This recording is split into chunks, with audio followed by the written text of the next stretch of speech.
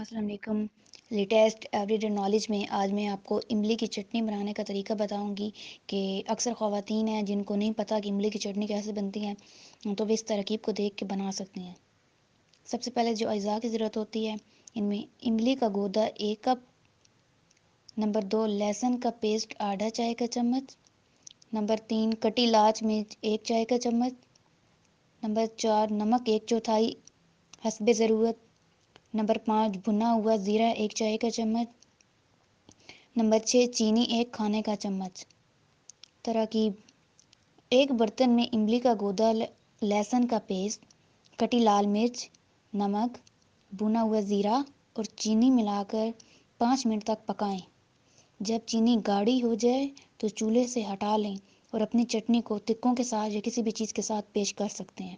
اور اس طرح اگر آپ لوگوں کو ہماری یہ ویڈیوز پسند آئی ہیں تو زیادہ سے زیادہ لائک اور سبسکرائب کریں۔ Thank you.